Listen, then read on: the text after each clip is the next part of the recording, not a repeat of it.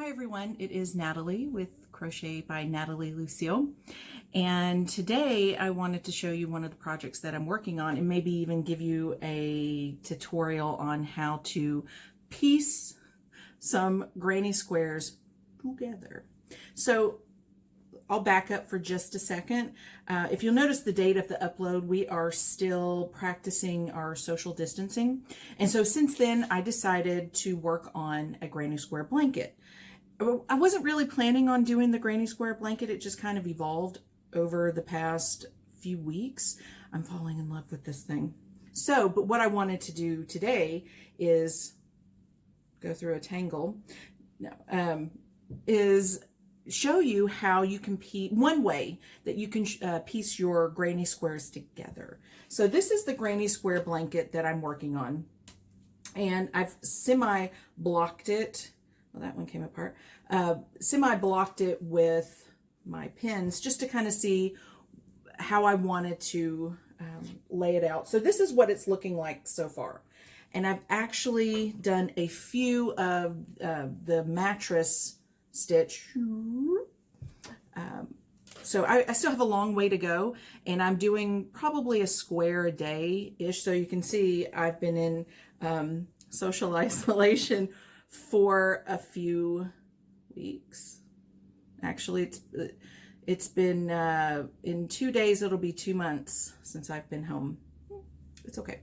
So I wanted to show you how you can piece it together. One of the reasons that I love the mattress stitch is when you sew it together, and luckily these edges are the same color, but it's you can't even see where one began, one ended. You can, okay, here we go. Here's the middle square. So you can see how they've come together, and it's just a real uniform kind of stitch. So I'll show you how that you can get this done. It's simple, and I use it on a lot of my knitting projects. If I'm working pieces together, a lot of the mattress or a lot of the granny squares, because it's easy to do and it takes no time at all. And believe it or not, I don't find myself as like a real qualified seamstress, but I love sewing the mattress stitch. It is just very therapeutic. So let me show you how you get it done. Hold on a minute. Okay, so let's see if we can get started on this without it losing focus. What you want to do when you are working the mattress stitch is you're going to work on the wrong side of your project. So if you look here, right side, see the stitches, how they kind of turn in? It's like this V. Wrong side. This is the back side. And I'm going to go ahead, because I have already blocked it, but I'm going to take out the one. And this will give you more of a seamless look.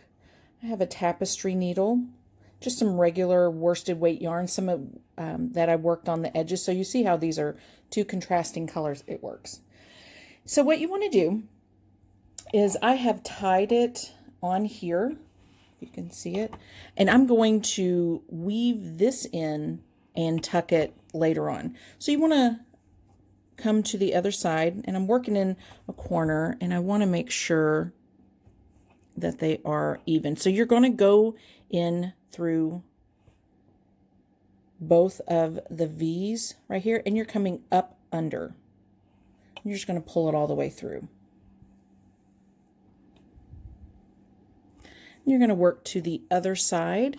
So you come up, and it's really strange to work at this angle, because normally I have it laying across my lap. So you're going to come up through the center. You're going to go up through the next stitch underneath.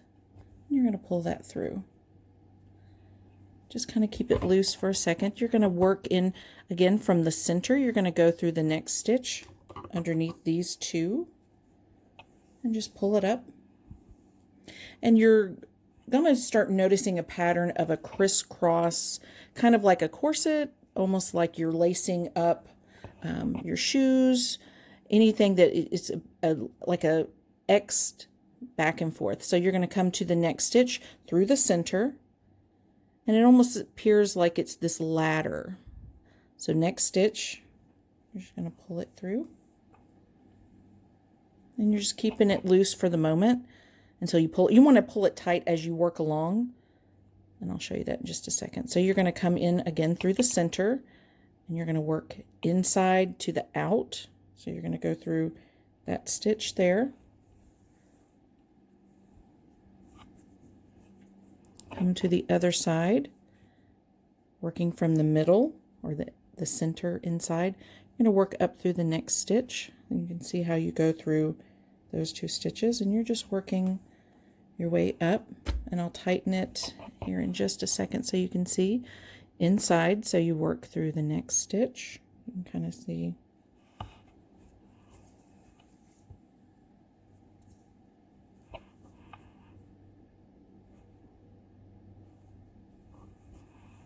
And so I'll show you what it looks like when it tightens. It's not, I didn't make too much yet, but you can see how it kind of crisscrosses. It's almost like a ladder. And I like to hold my work here at the bottom. I'll just do it because I'm on the table. And you just pull it tight. And you can see there's absolutely no seam. And you're just going to continue on.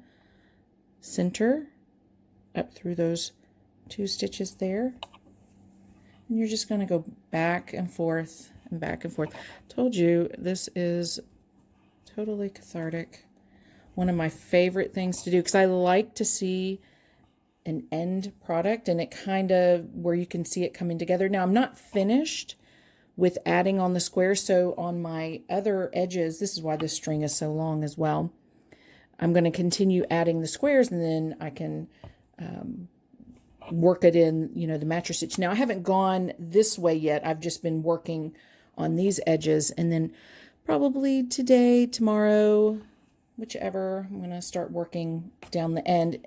And then when I'm completely done, and what I'm thinking of doing in where the squares meet here is making a magic circle and then sewing it in, because I don't want my corner pieces to pull, and I'll sew that into where everything's still nice and tight. Just ideas that I'm just thinking as I'm working on this. Like again, it wasn't meant to be a granny square project. I was just doing a tutorial on granny squares because I love making them. And if you'll notice one of my previous videos, probably 2 or 3 videos before, I showed you how you can do the willow, and this is part of the willow granny square. So I'll go ahead and tighten this in just a second. And so this is just the blanket that I'm making from that willow square, granny square. So you're just going to hold it tight here, and you're just going to pull. And it just comes together, and you can see no seam. I love it. Oh gosh, it is the little things, isn't it? Okay, so I'm just going to continue this for a little bit longer. Just to kind of give you an idea, I'm going to pull this a little closer.